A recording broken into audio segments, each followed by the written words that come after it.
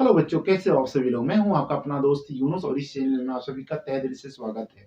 आज का हमारा नया टॉपिक है समांतर श्रेणी। समांतर श्रेणी के किस तरह के क्वेश्चंस आपके एग्जाम में पूछे जाते हैं उससे संबंधित हम इसमें बात करने वाले हैं। तो चलिए वीडियो को शुरू करते हैं। जैसा कि आप देख रहे होंगे कि समांतर श्रेणी कहते किसको है, तो समांतर श्रेणी को अंग्रेजी में कहते हैं एपी, यानी कि अर्थमेटिक प्रोग्रेशन। ये होता क्या है? समांतर श्रेणी का मतलब हो गया, जैसे मान लेते हैं अगर हम कहेंगे 1 2 3 4 5 6, ठीक है ना, एंड सो ऑन, कुछ भी हो सकता है। तो ये एक समान क्रम में है। कैसे है? अगर हम एक में एक और जोड़ लिए तो 2 हो गया, 2 में एक जोड़ लिए और तो 3 हो गया, और 3 में एक जोड़ लिए तो 4 हो गया, 4 में एक जोड़ लिए तो 5 हो गया। यानी कि ये ऐसा श्रेणी है जो समान क्रम में है। तो ऐसे क्रम वाले सीरीज को समांतर श्रेणी कहते हैं। जैसे मान लेते हैं अगर हम कहेंगे 5 और 5 में अगर हम जो 2 जोड़ लें तो 7, और अगर हम 7 में जो 2 जोड़ लें तो 9, 9 2 11 13 एंड सो ऑन। क्यों समांतर श्रेणी है? क्योंकि दो नंबरों के बीच में समान अनुपात है, समान अंतर है।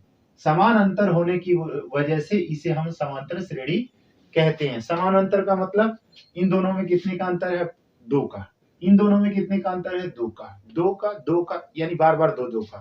इसमें हर बार 1 1 का अंतर है। इसीलिए जो अंतर होता है उसे हम क्या कहते हैं? तो हम यहाँ पर देखेंगे, पहला वाला जो पद है उसको बोलते हैं प्रथम पद। प्रथम पद, ठीक है ना। तो प्रथम पद को किससे लिखते हैं? ए से। ठीक। अब उसके बाद 2 नंबरों के बीच में अंतर है तो उसे हम कहते हैं सर्वांतर, जिसको हम दर्शाते हैं किससे? बी से। संख्या 1 2 3 4 5, अगर ये 5 है तो इसके लिए हम 5 लिखेंगे। अगर मान लेते हैं एक और नंबर रहता तो ये भी 6 हो जाता। तो ये समझ में आ गया होगा, n का मतलब होता है कितने नंबर है। तो ये तो हो गया एक रियल एग्जाम्पल।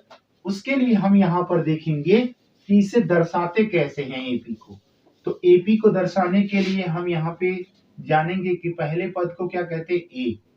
दूसरे पद को क्या कहते हैं? ए प्लस डी। अगले वाले पद को क्या कहेंगे? ए प्लस 2d। अगले पद को a प्लस 3d। अगले पद को a प्लस 4d, ठीक है, एंड सो ऑन। तो हम देखेंगे पहला, दूसरा, तीसरा, चौथा, पांचवा। पांचवें में ये क्या हो रहा है? 4d हो रहा है, ठीक है ना। तो ये हमारा क्या हो गया? एक एपी हो गया। अब आपसे सवाल जो पूछता है, एक्सरसाइज के क्वेश्चंस हम इस पे लगाएंगे और आपको समझाएंगे कि किस तरह के इसके क्वेश्चन लगते हैं। तो चलिए कुछ क्वेश्चंस को भी सॉल्व करते हैं। एक क्वेश्चन है इसमें, कह रहा है एक समांतर श्रेणी में पहला कोई एपी दिया हुआ है। एपी क्या है? 3 है कि कौन सा पद आपका 78 है। पहला, दूसरा, तीसरा, चौथा एंड सो ऑन करके कौन सा पद ऐसा है जो 78 के रूप में है। तो यानी कि माना यनवा पद 78 है, इसीलिए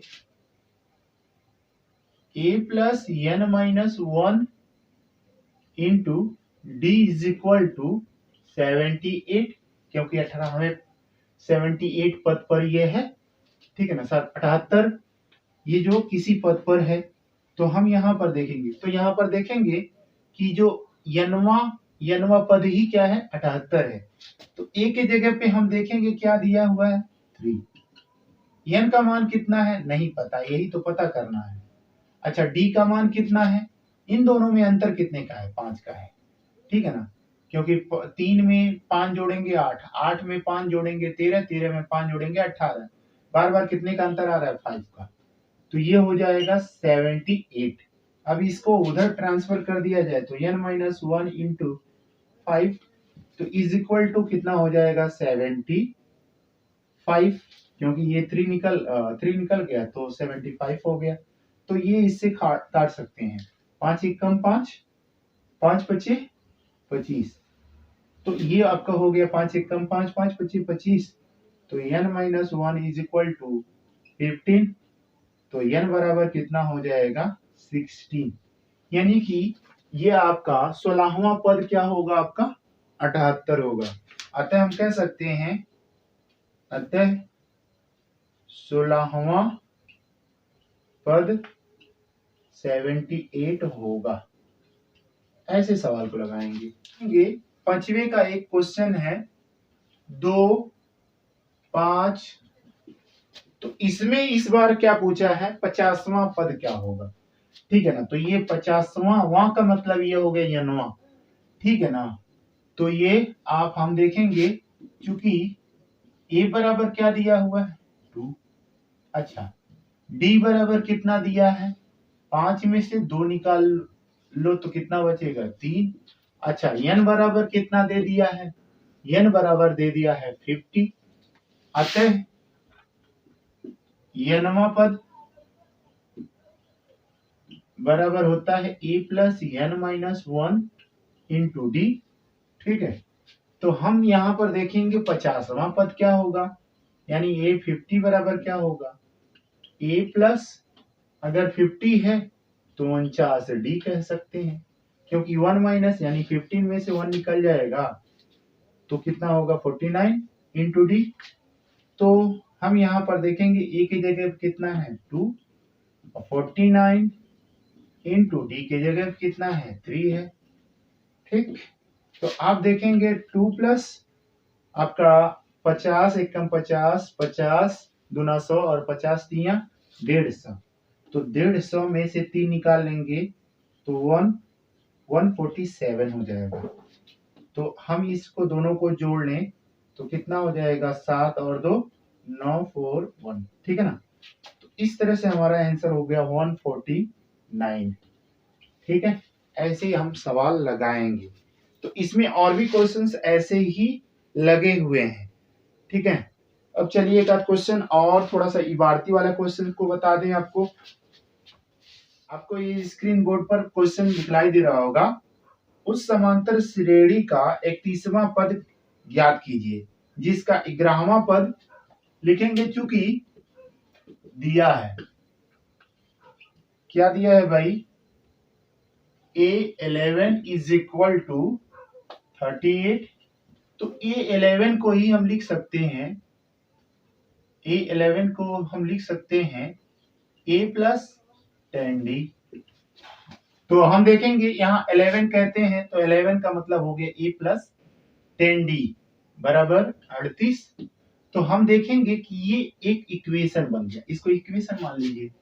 पुनः हम देखेंगे कि इसमें दिया है 16वां पद, तो यानी कि A16 इज इक्वल टू 73 दिया है, तो भाई ये कितना हो जाएगा A plus 15D is equal to कितना हो जाएगा 73, इक्वेशन नंबर इसको 2 मान लीजिए, ठीक है ना। दोनों इक्वेशन में से हम क्या करेंगे, इसमें से इसको घटा लेते हैं। क्यों घटा लेते हैं भाई, ए से ए खत्म हो जाएगा और 15D में से 10D निकल जाएगा तो 5D हो जाएगा, और इसमें से ये भी निकल जाएगा। तो हम क्या करेंगे, समीकरण एक में 2 में से एक को घटाने, चलिए घटा देते हैं इसमें से इसको घटाएंगे तो ए से ए खत्म, उसके बाद हो जाएगा 5D। अच्छा इसमें से ये घट गया तो अब इसमें से भी घटा देंगे, 13 में से 8 गया, 8 5 13, ठीक है ना। यहाँ पर बचा है 7 कह रहे हैं 6 में से 3 गया 3, 5 एक कम 5 5 7 35, तो क्या मिला डी बराबर 7 मिल गया। अब क्या करेंगे, समीकरण एक में डी बराबर 7 रखने पर, तो समीकरण एक है इसमें, तो यहां पर देखेंगे a प्लस